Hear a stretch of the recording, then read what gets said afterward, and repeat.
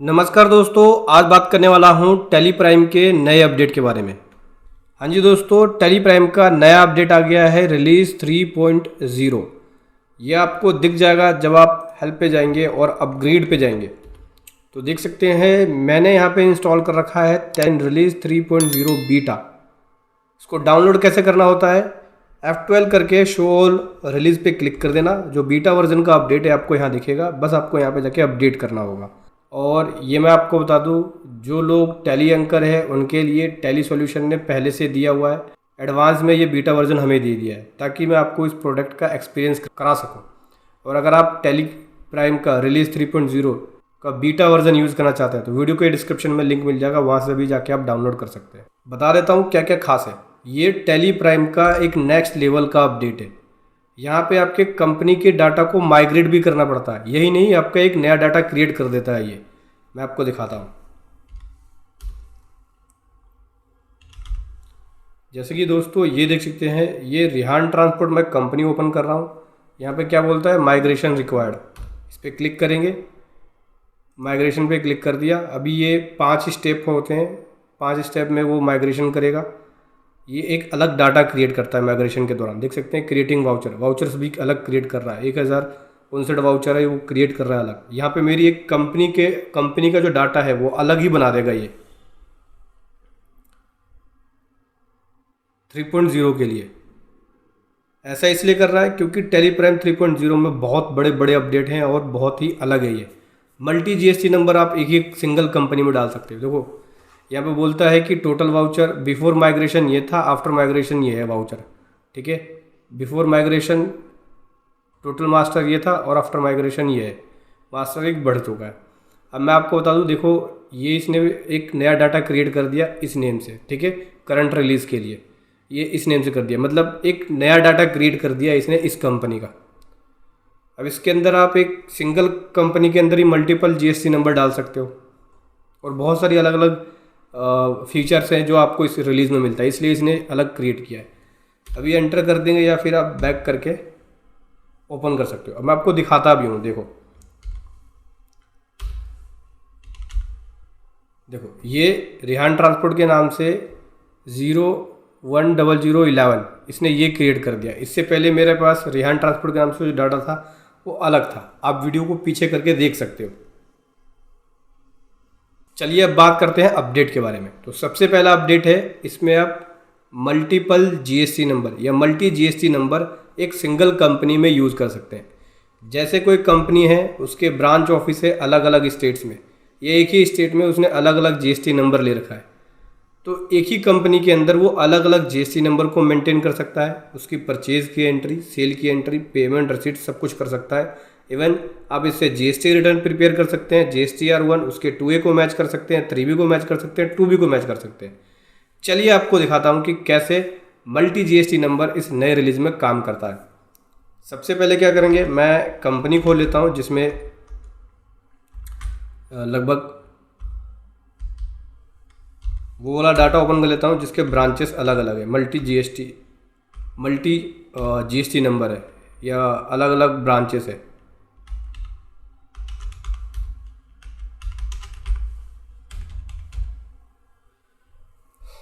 तो दोस्तों ये मैंने कंपनी खोल लिया। अब मैं आपको बता दूं पहले इसके बैकग्राउंड के बारे में। MB मेटल 2 जगह रजिस्टर्ड है, एक जगह यूपी में है और दूसरी जगह दिल्ली में है, मतलब 2 ब्रांचेस है। यूपी में हेड ऑफिस है, दिल्ली में ब्रांच ऑफिस है।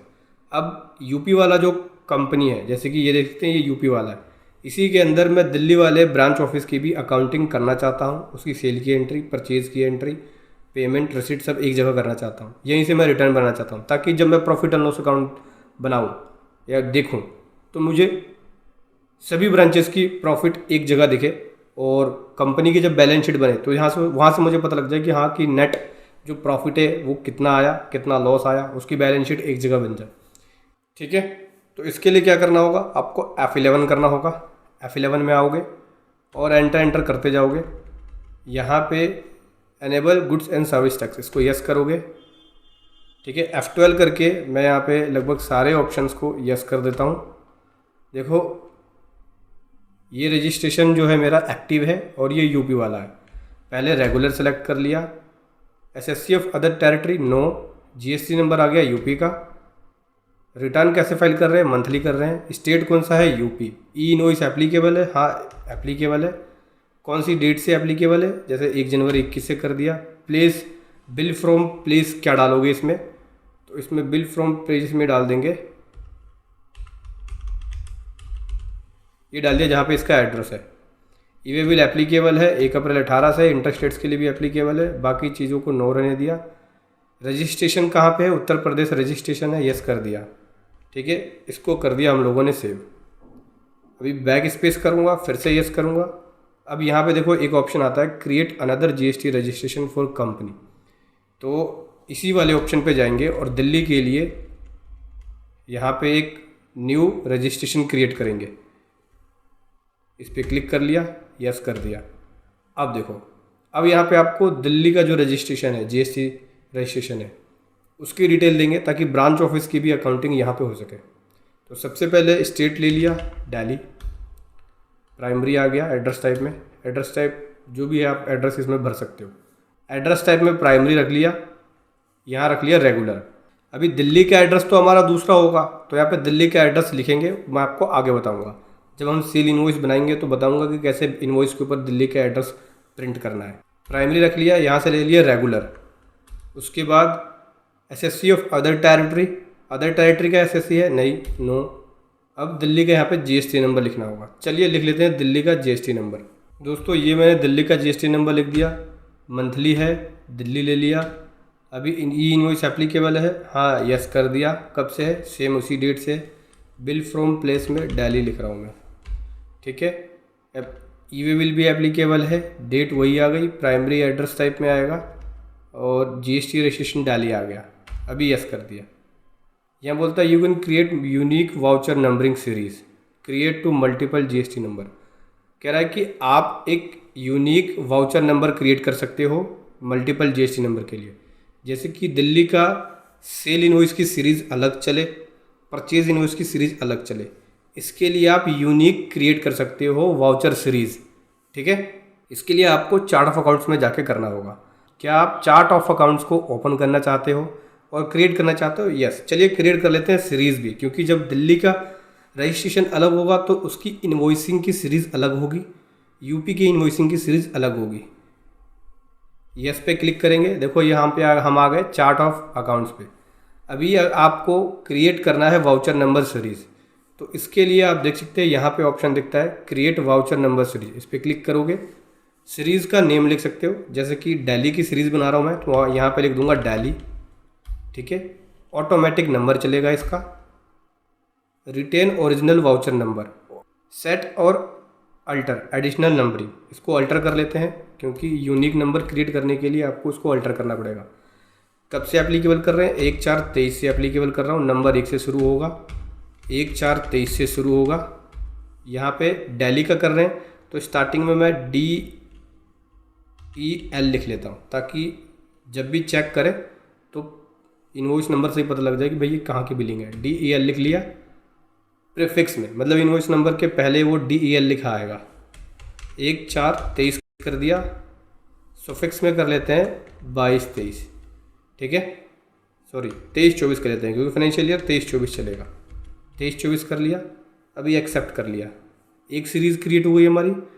अब यूपी वाली सीरीज़ भी तो क्रिएट कर लेते हैं। इस पे आते हैं, यहाँ मैं लिख रहा हूँ यूपी, ऑटोमेटिक चलेगा, रिटेन ओरिजिनल नंबर, यस कर दिया। यहाँ से भी 1/4/2023 कर लिया। सीरीज़ 1 से शुरू होगा, 1/4/2023। यहाँ स्टार्टिंग में यूपी लिखा आएगा और प्रीफिक्स ये हो गया। सुफिक्स की बात करें तो यहाँ सुफिक्स में वही सेम 23/24, ऐसे हमारे दोनों ही वाउचर सीरीज़ क्रिएट हो गए, ठीक है। अब मैं यहाँ पे एंटर करके बस सेव करूँगा और बाहर निकलूँगा। देखो एड्रेस टाइप में आप चाहे तो दिल्ली के एड्रेस को अलग लिख सकते हो। यहाँ पे दिल्ली लिख लिया। दिल्ली लिखने के बाद वही मेलिंग नेम में सेम BM मेटल दिल्ली, जो भी एड्रेस है तुम अपना यहाँ पे लिख लेना। अभी हम लोगों ने दिल्ली वाला अलग कर दिया है। ये तो हमने क्रिएट कर लिया मल्टी GST नंबर। अभी मैं आपको दोनों की सेल की एंट्री करके दिखा देता हूँ, क्योंकि दोनों की सेल की एंट्री अलग होगी। दोनों की सेल और परचेज़ की एंट्री करते हैं पहले, फिर इसकी GSTR 1, GSTR 2B, GSTR 3B तीनों पे इफेक्ट दिखाऊंगा कि क्या जा रहा है और कैसे रिपोर्ट जनरेट होके आ रही है। सबसे पहले मैं यहाँ पे करता हूँ सेल की एंट्री। क्रिएट पे आया, वाउचर में आया। वाउचर में आने के बाद पहले हम यहाँ पे फाइनेंशियल ईयर डाल लेंगे। फाइनेंशियल ईयर कौन सा चल रहा है? 23-24 का चल रहा है, तो 23-24 डालते हैं डेट। ठीक है, वाउचर एंट्री में आ गए। सबसे पहले मैं एफेक्ट करूँगा और टैक्स इनवॉइस में जाऊँगा। अब देख सकते हो यहाँ पे GST रजिस्ट्रेशन उत्तर प्रदेश आ रहा है, मतलब उत्तर प्रदेश के अंदर पहले बिलिंग शुरू हो रही है। तो मैं क्या करूँगा, F3 करूँगा और यहाँ से उत्तर प्रदेश सेलेक्ट करूँगा। उत्तर प्रदेश सेलेक्ट किया। तो दोस्तों हमने यहाँ पे सीरीज़ क्रिएट करी है, लेकिन सीरीज़ वो पिक नहीं कर रहा है। चलिए देख लेते हैं एक बार क्या प्रॉब्लम है। चार्ट ऑफ अकाउंट्स में आते हैं और यहाँ पे मैं वाउचर टाइप में जाऊँगा और टैक्स इनवॉइस के अंदर हमने यहाँ पे चेंज किया था। सीरीज़ को देख लेते हैं कि यहाँ पे उठा क्यों नहीं रहा। देखो साइड में स्टैट्यूटरी डिटेल आता है, एनी किया हुआ है, मतलब कोई भी नंबर उठाना चाहिए था इसको, लेकिन ये उठा नहीं रहा है। तो क्या करेंगे, जैसे कि मैं ले लेता हूँ यहाँ पे, अगर एनी लें तो कुछ नहीं आ रहा है। यहाँ ले लेते हैं उत्तर प्रदेश। डिफ़ॉल्ट में उत्तर प्रदेश लेंगे तो जब आप एंट्री करोगे टैक्स इनवॉइस पे जाओगे, F3 करके यहाँ से हमने उत्तर प्रदेश ले लिया रजिस्ट्रेशन। नंबरिंग फिर भी सेम वही है। एक काम करते हैं, एक वाउचर टाइप क्रिएट कर लेते हैं, दिल्ली का अलग और यूपी का अलग, जिससे हमें ये पता लग जाए कि दिल्ली की सेल्स कितनी हुई है या यूपी की सेल्स कितनी हुई है। ये कैसे होगा, सिंपल है। आप देखिए, तो मैं क्रिएट में जाऊँगा और वाउचर टाइप में जाऊँगा और मैं यहाँ पे लिख रहा हूँ दिल्ली सेल्स। दिल्ली की सेल्स यहाँ निकल जाएगी। क्या रखेंगे, सेल्स अकाउंट रख लेते हैं, सिंपल। यस कर दिया, ऑटोमेटिक नंबर कर दिया। ठीक है, retain original voucher number, set alter, yes कर दिया। एक नंबर ले लिया और मैं इसको स्टार्ट कर रहा हूँ 1/4/2023 से, 023 एक नंबर आ गया। फिर 1/4/2023 से, और यहाँ पे दिल्ली में DEL लिखेंगे ऑब्लिक, 1/4/23 से ऑब्लिक कर देंगे 2023-24। ठीक है, इससे क्या होगा, एक नया वाउचर टाइप रहेगा और मेरी सेल की क्लासिफिकेशंस भी अलग रहेगी। ऐसे ही यूपी सेल्स कर दिया। ठीक है, यहाँ रख लिया मैंने sales. Automatic retain original number, set altering GSTS, 1/4/23 से एक नंबर, 1/4/23 से यहाँ आ जाएगा यूपी ऑब्लिक, 1/4/23 से ऑब्लिक 2023-24। एनी पे क्लिक कर दिया। ठीक है, अब दोनों की सीरीज़ मेरी अलग चलेगी। मैं आपको दिखाता हूँ। वाउचर एंट्री में आ गए, F8 करेंगे। भाई दिल्ली सेल कर रहे हैं तो यहाँ दिल्ली वाली ले लेंगे। दिल्ली का नंबर आ गया, दिल्ली रजिस्ट्रेशन ऊपर आ गया, F3 करके दिल्ली वाला रजिस्ट्रेशन ले लिया। अब मैं आपको एक सेल करके दिखाता हूँ। जैसे कि फॉर एग्ज़ाम्पल के लिए यहाँ पे हम एक सेल कर रहे हैं। ये देखो दोस्तों, पार्टी सेलेक्ट कर,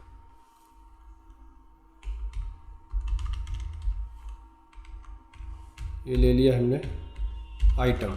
100 पीस सेल कर रहे हैं, 450 का ईच है, और यहाँ से ले लिया मैंने सेल्स अकाउंट।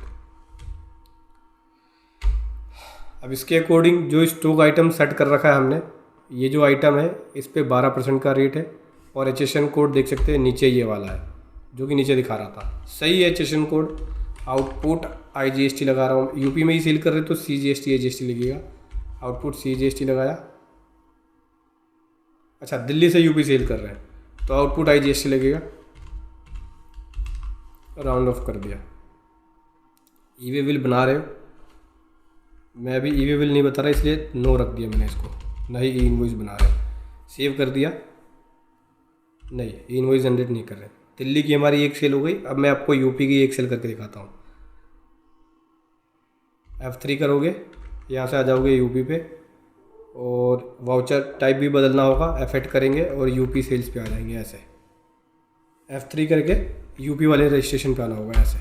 तो यहाँ रजिस्ट्रेशन यूपी का आ गया, यूपी का नंबर आ गया, यूपी सेल्स में आ चुके हैं। अब हम पार्टी सेलेक्ट कर लेते हैं। जैसे मैंने यहाँ पार्टी सेलेक्ट कर लिया, इसको सेल कर रहे हैं और यहाँ से प्रेशर कुकर ही सेल कर रहा हूँ मैं। और 100 पीसेस है, 450 का ईच है, बाकी सब ओके है। यहाँ पे आउटपुट IGST लगा के देखते हैं। ठीक है, आउटपुट IGST उठा लिया इसने, ई-वे बिल नहीं बना रहे। ठीक है, नई इनवॉइस। यूपी और दिल्ली दोनों की सेल हो गई। अब मैं आपको दिखाता हूँ, सबसे पहले रिटर्न में दिखाते हैं।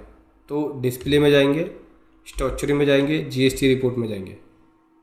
देखो यहाँ पे रिलीज 3.0 के अंदर एक ऑप्शन और मिलता है कि आप GST रिटर्न को ट्रैक कर सकते हो, इसकी एक्टिविटीज़ को। ये मैं आपको आगे बताऊंगा। सबसे पहले R1 में जाके देखते हैं। मेरा 3177 वाउचर है और जो कि GST रिटर्न से रिलेटेड है। आप ओपन करना चाहते हो, ठीक है, यस कर देते हैं। ओपन करना चाहते हैं तो अपडेट करेगा सभी की डिटेल्स को। देखते हैं ज़रा, थोड़ा सा टाइम लेगा। सो दोस्तों देख सकते हैं, ये हम यहाँ पे आ गए R1 की रिपोर्ट में। और ये मैं आपको बता दूँ, टेली का R1 बदल चुका है, नए रिलीज़ में नए तरीके से R1 है, देख सकते हैं आप। तो अभी आपको क्या करना होगा, सबसे पहले हमने अप्रैल 23 में एंट्री करी है। अप्रैल 23 की यहाँ पे डेट डालेंगे, 1/4/23 से 30 अप्रैल 23 तक की डेट डाल दी मैंने। देख सकते हैं मेरी दोनों एंट्रियाँ आ गई। ठीक है, जो मैंने किया था 2 एंट्री है, ये सभी रजिस्ट्रेशन का है, मतलब टोटल ओवरऑल दोनों की सेल है। लेकिन मुझे अपना रजिस्ट्रेशन वाइज देखना है तो F3 करूँगा। दिल्ली का देख लेते हैं, दिल्ली की कितनी सेल है। देख सकते हैं ये दिल्ली की B2B सेल है, ये है। ठीक है, अब यहाँ से देखो अनसर्टेन ट्रांजैक्शन में दिखाएगा, अगर कोई मिसमैच होगा तो नोट रिलेवेंट 1 दिखा रहा है। नोट एक्सपोर्टेड, नोट एक्सपोर्टेड का मतलब रिटर्न के लिए आपने इसमें से एक्सपोर्ट नहीं किया है, इसलिए नोट एक्सपोर्टेड दिखा रहा है। यहाँ पे आपको रेडी टू एक्सपोर्ट दिखा रहा है, मतलब एक्सपोर्ट के लिए रेडी है। B2B सेल आपको यहाँ पे दिखेगी, देख सकते हो, ये रही। अगर कोई अदर सेल होती तो दिख जाती। इसी प्रकार से HSN समरी आपको यहाँ दिखेगी, यहाँ पे जाओगे, ये देख सकते हैं HSN समरी। डॉक्यूमेंट जो भी इशू किया आपने, डॉक्यूमेंट समरी यहाँ दिखेगी आपको। अभी रिटर्न फाइल के लिए क्या करना है, आपको एक्सपोर्ट पे जाना पड़ेगा और GST रिटर्न में जाओगे। देख सकते हैं इस प्रकार से आपको डिटेल दिखाई देगी कि दिल्ली रजिस्ट्रेशन है और अप्रैल की सेल है और दिल्ली की टोटल सेल ये है, टैक्स अमाउंट ये है। अभी HSN समरी यहाँ दिखेगी, यहाँ पे क्लिक करोगे तो डायरेक्ट आप यहाँ HSN समरी में चले जाओगे। डॉक्यूमेंट देखना है, डायरेक्ट डॉक्यूमेंट समरी में चले जाओगे। ऑल टी करके एक्सपोर्ट हो जाएगा, या यहाँ पे जाके एक्सपोर्ट वाले बटन पे क्लिक करोगे, कॉन्फ़िगरेशन में जाओगे और JSON डाटा सेलेक्ट कर लिया, लोकेशन दोगे, वहाँ से एक्सपोर्ट हो जाएगा। ठीक है, और दोस्तों मैं अपनी आने वाली वीडियो में भी बताऊंगा कि नए रिलीज़ के अंदर GST R1 को कैसे फाइल करना है, जो बीटा वर्जन आया। क्योंकि तरीका बदल गया तो रिटर्न फाइलिंग का तरीका भी इसके अंदर थोड़ा अलग चेंज हो गया है। ठीक है, इसी प्रकार से यूपी का चेक करना है, F3 करोगे, यूपी पे आओगे। देखो यूपी की सेल हमारी ये हो गई। ठीक है, जब रिटर्न आपकी फाइल हो जाती है तो यहाँ पे ऑप्शन आता है मार्क एज साइन पे क्लिक करके रिटर्न को मार्क कर सकते हो कि भाई आपकी रिटर्न जो है वो फाइल हो गई। इस पर क्लिक करोगे वो मार्क कर देगा। लेकिन क्योंकि हमारी रिटर्न अभी एक्सपोर्ट नहीं हुई, इसीलिए इस पर भी नहीं कर रहे हम। इस पर क्लिक भी करोगे तो ये बोलता है कि रिटर्न को आपने एक्सपोर्ट नहीं किया, पेंडिंग एक्सपोर्ट के लिए। फिर भी आप मार्क करना चाहते हो साइन रिटर्न को, नहीं, अभी मैंने एक्सपोर्ट नहीं किया तो मार्क क्यों करूं।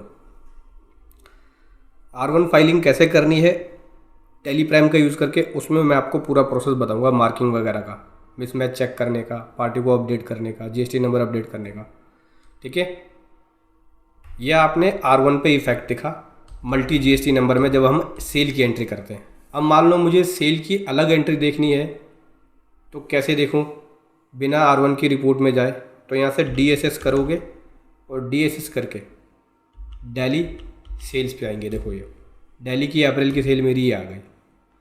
ठीक है, यहाँ से आपको अलग भी करना है, वाईफाई गेट भी करना है कि टैक्सेबल अलग हो जाए, CSI अलग हो जाए, तो F8 करेंगे और यहाँ से आप इसको अलग अलग में भी देख लेंगे।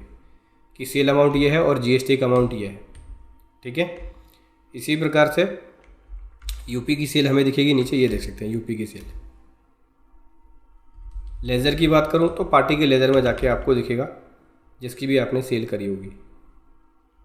जैसे एक सेल हमने करी थी यूनिवर्सल की, तो ये देखो यूपी की सेल ये आ गई। सेल रजिस्टर में जाओगे तो अकाउंट्स बुक में डिस्प्ले में जाओगे, अकाउंट्स बुक में जाओगे, यहाँ से सेल रजिस्टर में जाओगे। सेल रजिस्टर में देख सकते हैं दिल्ली और यूपी की सेल है। पीएनएल में जाओगे प्रॉफिट एंड लॉस अकाउंट में, तो ये देखो मेरी टोटल सेल ये है, क्योंकि मुझे जब मैं पीएनएल देखूंगा तो सभी ब्रांचेस और हेड ऑफिस को मिला के देखूंगा।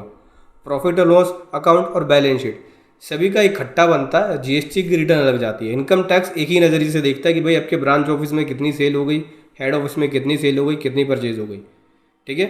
तो ये देखो मेरी दोनों इकट्ठी सेल ये रही। इससे पीएनएल बनाने में बहुत फ़ायदा होगा आपको, साथ ही साथ बैलेंस शीट बनाने में भी फ़ायदा होगा।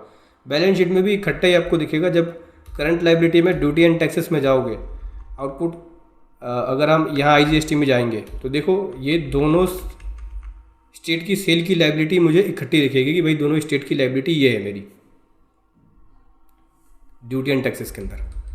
अब इसी प्रकार से ये तो थी सेल की एंट्री। परचेज की एंट्री भी दिखा देता हूँ मैं आपको। परचेज की एंट्री में दोनों स्टेट की अलग अलग परचेज है। तो क्या करेंगे, यहाँ पे वाउचर टाइप क्रिएट कर लो परचेज का, ताकि आपको पता लगे भाई यूपी की परचेज कहाँ पे है, दिल्ली की परचेज कहाँ पे है। सबसे बढ़िया रहेगा वाउचर टाइप क्रिएट करके करना। क्रिएट पे आ गए, वाउचर टाइप पे आ गए, मैं यहाँ लिख रहा हूँ यूपी परचेज, ठीक है। यहाँ से ले लिया मैंने परचेज। यहाँ लिखेंगे मैनुअल, क्योंकि सप्लायर का जो इनवॉइस नंबर होता है वो टाइप करना होता है, इसलिए मैनुअल लेके चलेंगे। इसी प्रकार से दिल्ली परचेज, यहाँ लिख लिया परचेज। यहाँ भी ले लेंगे मैनुअल, क्योंकि यहाँ पे नंबर जो होगा परचेज का वो सप्लायर के इनवॉइस नंबर के हिसाब से लिखेंगे हम लोग। अब वाउचर एंट्री में आ गया। अब मुझे परचेज में जाना, F9 करूँगा। सबसे पहले दिल्ली की परचेज एंटर कर रहा हूँ, तो दिल्ली की परचेज एंटर कर रहा हूँ तो दिल्ली ऊपर सेलेक्ट है रजिस्ट्रेशन टाइप में। अब यहाँ पे सप्लायर का इनवॉइस नंबर जो है वो डालना पड़ेगा। जैसे सप्लायर ने जो बिल दिया मुझे 1 नंबर का है, इनवॉइस नंबर 1 है और ये 1 अप्रैल 23 को दिया। तो यहाँ से मैंने पार्टी नेम सेलेक्ट कर लिया। यहाँ से ले लेता जो आइटम परचेज़ किया है, ठीक है, 100 पीस है और परचेज अकाउंट सेलेक्ट कर लिया। देखो यहाँ पे बताता है कि इस आइटम का टैक्सेबल रेट 18% है और HSN कोड ये है जो मास्टर क्रिएट कर रखा है हमने, जो आइटम के अंदर हमने रेट डाला हुआ उसके अकॉर्डिंग बता रहा है वो। परचेज किया है तो इनपुट लेंगे। दिल्ली में कर रहे हो, दिल्ली में पार्टी रजिस्टर्ड है तो इनपुट CGST और SGST आएगा। इनपुट CGST SGST आ गया, ठीक है।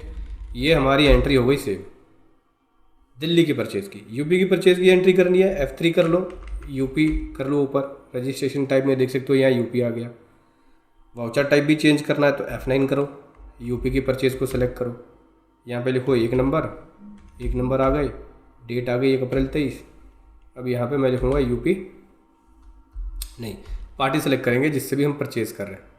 जैसे कि मैं पार्टी ले रहा हूँ यहाँ पे, ये दोस्तों ये ले लिया पार्टी। उसके बाद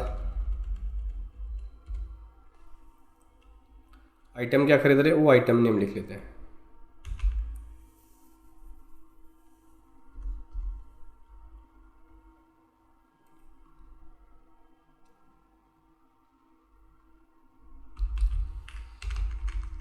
बॉक्स ले रहे हैं, 100 पीस है ये, 23 रुपये का ईच, ठीक है। अभी यहाँ पे कर देंगे इनपुट करेंगे, ठीक है। इनपुट IGST,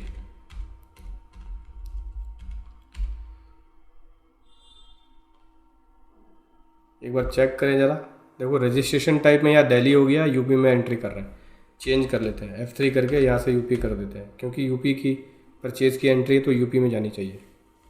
जब यूपी करोगे आप तो सीधा है वो IGST नहीं लेगा, क्योंकि यूपी करते के साथ यूपी में जाएगा। और यूपी के लिए इसमें जो एप्लीकेबल होगा वो इनपुट CGST और SGST होगा, क्योंकि पार्टी भी यूपी में रजिस्टर्ड है।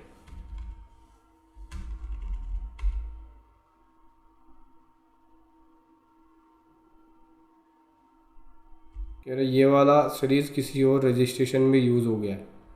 ऐसा तो नहीं कहीं दिल्ली में एंट्री हो चुकी है। इस एंट्री को डिलीट करनी पड़ेगी और एक बार जाके DSS में चेक कर लेते हैं। दिल्ली की परचेज़ एक आ गई हमारी, ठीक है। यूपी की देख लेते हैं। यूपी की परचेज़ नहीं है।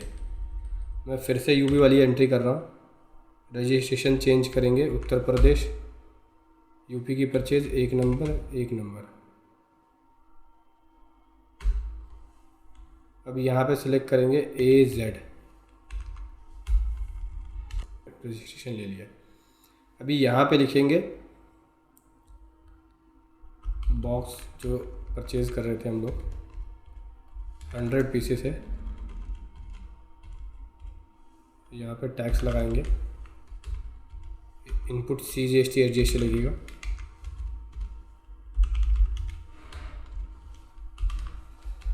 ओके कर दिया। अब इसको सेव करते हैं। सेव हो गया यूपी के अंदर। अब मैं आपको दिखाता हूँ DSS करके यूपी की परचेज़। ये देखो यूपी की परचेज़ आ गई। अभी चलिए इसका इफ़ेक्ट GST रिटर्न में देखेंगे। GST रिपोर्ट और यहाँ से आ जाते हैं 3B। इसका इफ़ेक्ट 3B पे जाएगा। 3B पे आ गया। डेट डालूँगा मैं 1/4/2023, 30/4/2023। देख सकते हो हमारी R1 के हिसाब से सेल ये उठाया इसने, परचेज़ ये उठा लिया। लेकिन ये सभी GST नंबर का इकट्ठा दिखा रहा है। क्या करोगे, F3 करके कंपनी चेंज करोगे। पहले यूपी का देखते हैं। ये देखो यूपी की ये सेल है और ये परचेज़ है, ठीक है। इसी प्रकार से F3 करोगे, दिल्ली पे आओगे, दिल्ली की ये सेल है, ये परचेज़ है। यहाँ पे 3B भी बदल चुका है। तो टैली से 3B कैसे फाइल करना है वो भी मैं आपको बताऊंगा, क्योंकि टैली के अंदर 3B बदल चुका है, चेंज हो गया इसका फॉर्मेट। 3.1 में जाओगे, ये देखो 3.1 के अंदर अलग अलग नेचर के हिसाब से सप्लाई अलग अलग जाती है। 3.1 के A में हमारी ये है B2B सप्लाई है, ये देख सकते हो। इसी प्रकार से इनपुट स्क्रिप्ट में जाओगे, ये देखो ऑल अदर इनपुट स्क्रिप्ट ये आ गया। ISD का होता तो यहाँ दिखता है, इनपुट ऑफ गुड्स या सर्विस का होता तो यहाँ दिखता, ठीक है। इन नेट इनपुट स्क्रिप्ट ये आ गया। कोई रीक्लेम है तो यहाँ पे आएगा, इनएलिजिबिलिटी से यहाँ आएगा। 3B कैसे फाइल करना है टैली का यूज़ करके मैं आपको आने वाली वीडियो में बताऊँगा। अभी फ़िलहाल अपडेट के लिए समझ रहे। रिटर्न फाइल हो जाए तो यहाँ पे मार्क भी कर सकते हैं, ठीक है। ये आपने इफेक्ट देखा परचेज का GST रिटर्न्स पे कैसे पड़ता है। तो मल्टी GST नंबर के केस में तो ऐसे आपको अकाउंटिंग करनी होगी, इनवॉइसिंग करनी होगी, एंट्रियाँ करोगे। अभी हम बिलिंग की बात करें तो बिलिंग में एक प्रॉब्लम और आती है हमारे सामने मल्टी के केस में, कि भाई इस पर एड्रेस कौन सा आ रहा है। तो यूपी का निकाला हुआ है मैंने, और यहाँ से मैं प्रीव्यू पे क्लिक करूँगा तो ये देखो यूपी का ऑटोमेटिक इसने एड्रेस उठा लिया है।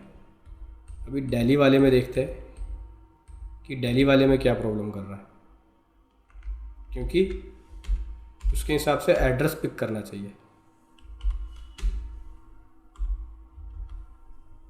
अब दिल्ली वाले में एड्रेस जो ले रहा है वो ले रहा है यूपी का, ये एड्रेस उठा रहा है, बट GST नंबर दिल्ली का यहाँ पे ले रहा है, स्टेट कोड वगैरह ले रहा है, लेकिन ये हेड ऑफिस का एड्रेस इसने उठाया है। तो क्या करेंगे, हम लोगों ने F11 करके इसके रजिस्ट्रेशन को सेट किया था, यहीं से इसके एड्रेस को भी सेट करना होगा। देखो दिल्ली वाले में रेगुलर ये रखा है, तुमने एड्रेस टाइप में ये लिया है प्राइमरी मतलब जो दिल्ली वाला एड्रेस क्रिएट किया वो ले लेते हैं। दिल्ली वाला एड्रेस क्रिएट किया वो ले लिया। अब जब हम प्रिंट पे देखेंगे तो जो मैंने एड्रेस दिल्ली वाला क्रिएट किया है वो बिल पे दिखेगा। ऑल पी कर दिया, प्रीव्यू पे आ जाएंगे, ये देखो दिल्ली वाला एड्रेस आ गया। तो ऐसे आपको हर स्टेट का नंबर सेट करके उसका एड्रेस ऐसे सेट करना होगा ताकि आप इनवॉइस के ऊपर वो एड्रेस दिखा सको। ये देखो, तो इस प्रकार से तो मल्टी GST में वर्किंग करनी है। अब बात करते हैं अगले अपडेट के बारे में। तो अगला अपडेट जो है वो GST रिटर्न से रिलेटेड है। रिपोर्ट्स में आओगे, देखो सबसे पहले मैं बात करता हूँ track GST return activities. Tally prime release 3.0 में रिटर्न की एक्टिविटीज़ को ट्रैक कर सकते हो। उस पर यहाँ पे आओगे, यहाँ देख सकते हो आपकी रिटर्न कौन कौन सी फाइल हो गई है, कौन कौन सी फाइल नहीं हुई है, एक्सपोर्ट के लिए कौन सी पेंडिंग है, कौन सा आपने साइन कर दिया है। साइन मतलब फाइल कर दिया है, फाइल का मतलब हो गया कि आपने रिटर्न को ओके कर दिया, तो उसे मार्क किया है या नहीं किया है, उसका स्टेटस आपको यहाँ पे दिख जाएगा। जैसे अप्रैल की R1, 2A, 2A, 2A, 2B, 3B किसी किसी आपने मार्किंग कर दी है, दिल्ली की, यूपी की, दोनों जगह के आपको दिखाएगा। रिटर्न वाइज देखना है, F5 कर लो, रिटर्न वाइज आपको दिखेगा। ठीक है, ये तो दूसरा अपडेट है। तीसरे अपडेट की बात करें तो तीसरे अपडेट में R1 का रिकन्सिलेशन अब आपको टैली प्राइम में दिखेगा। पहले R1 का रिकन्सिलेशन नहीं था। R1 का रिकन्सिलेशन का मतलब हो गया कि जो आपकी बुक्स में है डाटा सेल और जो GST पोर्टल पे R1 है, उसको आप इसमें डाल के मैच कर सकते हो कि बुक्स में क्या है और टैली में क्या है। यहीं पे आपको करना होता है। इसको करने के लिए इंपोर्ट में जाना होता है। इंपोर्ट में जाओगे और यहाँ से GST रिटर्न में जाओगे और यहाँ पे आपको रजिस्ट्रेशन सेलेक्ट करके R1 सेलेक्ट करके डाटा का पाथ देना होता है। JSON फाइल इंपोर्ट करते हैं और यहाँ से रिकन्सिलेशन करते हैं। ये भी मैं आपको आने वाली वीडियो में डिटेल में बताऊंगा कि R1 का रिकन्सिलेशन कैसे करना होता है। अगला अपडेट है GSTR 2A का रिकन्सिलेशन। यहाँ पे आप GSTR 2A का रिकन्सिलेशन भी कर सकते हो। ठीक है, कैसे करना होगा, देखो GSTR 2A में जो जो आपने परचेज़ करी होगी वो दिखेगी। जैसे मैं आपको दिखाता हूँ, अगर मैं यहाँ पे अप्रैल 23 से 1 अप्रैल 23 से और 30 अप्रैल 23 तक की डेट निकालूँ तो ये हमारी परचेज़ है। इसको मैच करना है मुझे पोर्टल से, तो पोर्टल से JSON फाइल डाउनलोड करूँगा, इसमें इंपोर्ट कर दूँगा, बता देगा कि कौन सा मैच है, मिसमैच या कौन सा मिसमैच है, ऑटोमेटिक बता देगा। उसके लिए भी सेम प्रोसेस होता है, इंपोर्ट में जाके GST रिटर्न में जाके और यहाँ पे रजिस्ट्रेशन सेलेक्ट कर लेंगे जिसका भी मैच करना है। जैसे दिल्ली का मैच करना है तो दिल्ली सेलेक्ट कर लिया, यहाँ पे JSON फाइल डालेंगे, 2A मैच करके बता देगा। अगले अपडेट की बात करें तो 2B का रिकन्सिलेशन भी आ गया है।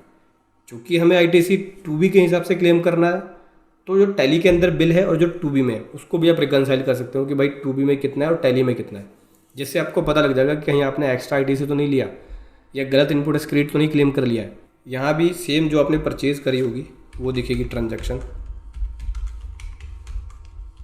ये देखो हमने जो परचेज़ करी उसकी ट्रांजैक्शन ये रही। ठीक है, यहाँ भी सेम प्रोसेस होता है, इंपोर्ट में जाके JSON डालोगे, यहाँ पे मैचिंग करके बता देगा। ये 2B के फॉर्मेट के अकॉर्डिंग है और मैं स्टेप बाय स्टेप बताऊंगा कि कैसे रिकन्सिलेशन करना है। वीडियो बड़ी हो जाएगी, अपडेट काफ़ी बड़ा है, इसलिए मैं इसमें डिटेल में नहीं बता रहा हूँ, बस मैं आपको हाइलाइट्स बता रहा हूँ कि टैली प्राइम रिलीज 3.0 के अंदर क्या क्या चेंज आया है और क्या नया है। इसी प्रकार से तीनों का रिकन्सिलेशन हो गया। चलान का रिकन्सिलेशन करना है, यहाँ पे चलान का रिकन्सिलेशन भी कर सकते हो। अदर रिपोर्ट्स में जाके अब आपको रिवर्स चार्ज की रिपोर्ट अलग से दिखेगी। ठीक है, रिवर्स चार्ज की रिपोर्ट आपको 3B में ही दिख जाती थी। अदर रिपोर्ट में जाके रिवर्स चार्ज वाली कोई सप्लाई होती है तो उसको आप यहाँ पे चेक कर सकते हो कि कितना लाइबिलिटी बुक किया, कितना ITC बुक किया, कितना बैलेंस बुक है, RCM को बुक करने के लिए कितना बैलेंस अभी पेंडिंग है। ठीक है, एक तो ये अपडेट है। अब इसके ना एक रिपोर्ट फिल्टर में भी चेंज आया है। अगर मैं 1 अप्रैल 22 से 31 मार्च 23 तक की बात करूँ,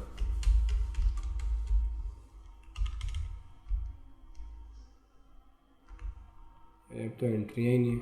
21-22 है क्या?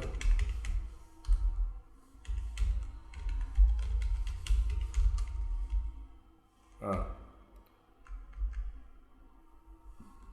जैसे पेमेंट्स में आ गए। अब मुझे पेमेंट्स में कोई एक स्पेसिफाई एंट्री देखनी है, TDS की देखनी है। Alt F12 करते थे, रिपोर्ट फिल्टर अप्लाई होगा Alt F12 करके। अब देखो रिपोर्ट फिल्टर का जो तरीका है, पहले अलग तरीके से रिपोर्ट चेक होती थी, अब तरीका बदल गया है।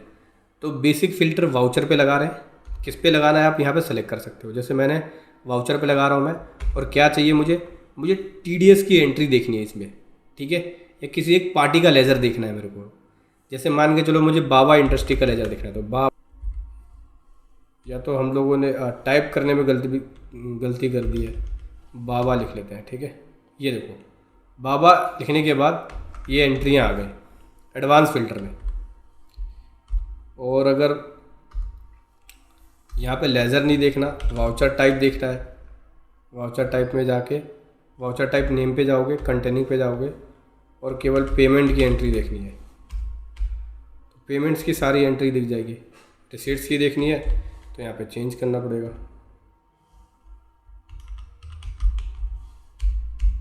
तो रिसीट्स की एंट्री आ जाएगी, लेकिन रिसीट्स की एंट्री यहाँ पे है ही नहीं। मैं आपको दिखाता हूँ, ये देखो रिसीट्स की है ही नहीं। और भी कुछ चेक करना है, जैसे फॉर एग्जांपल के लिए आपको केवल TDS का लेजर चेक करना है। वाउचर में आ गए, वाउचर में आने के बाद अगर आप TDS टाइप करोगे तो नहीं आएगा, लेकिन अमाउंट टाइप करोगे कि 992 रुपये का वाउचर कौन सा है तो वो बता देगा। ठीक है, TDS का लेजर चेक करना है तो एडवांस फ़िल्टर या मल्टी फ़िल्टर में जाना पड़ेगा। मल्टी फ़िल्टर में देखो यहाँ पे आपको क्या ढूंढ रहे हो, लेज़र ढूंढ रहे हो तो पहले लेज़र ले लो। लेज़र नेम क्या चाहिए, TDS वाला। TDS वाला जो लेज़र है वो आ जाएगा, ये देखो TDS का लेज़र आ गया। इसी प्रकार से फ़िल्टर में जाके यस किया हम लोगों ने, एडवांस फ़िल्टर में चलते हैं। देखो एडवांस फ़िल्टर में TDS का लेज़र आ गया प्लस और आपको क्या चाहिए साथ में, रिपोर्ट में TDS का चाहिए, लेकिन सबका नहीं चाहिए। किसका चाहिए, वाउचर अमाउंट वाला चाहिए, या लेज़र अमाउंट बोल सकते हो। लेज़र अमाउंट इक्वल टू कितना, 3402 वाला केवल चाहिए। तो ये देखो TDS के एंट्री में भी 3402 का अमाउंट चाहिए, तो वो इसने बता दिया। तो ये जो रिपोर्टिंग फ़िल्टर है वो टेली प्राइम में आपको चेंज देखने को मिलेगा। तो और भी कुछ मेजर अपडेट्स है, जैसे पेमेंट से रिलेटेड है, पेमेंट गेटवे को आप इंटीग्रेट कर सकते हो, और भी छोटे मोटे एक आधा अपडेट है, लेकिन ये हाइलाइट्स है जो टेली प्राइम रिलीज 3.0 का है। मैं रिकन्सिलेशंस पे मल्टी GST नंबर को कैसे यूज़ करना है, अकाउंटिंग, रजिस्ट्रेशन, रिटर्न फाइलिंग, पूरा मैं एक सीरीज़ ऑफ वीडियो लेके आने वाला हूँ रिलीज 3.0 पे। तो चैनल के साथ बने रहें। वीडियो कैसे लगी ज़रूर बताएं। Thank you so much. जय हिंद, वंदे मातरम।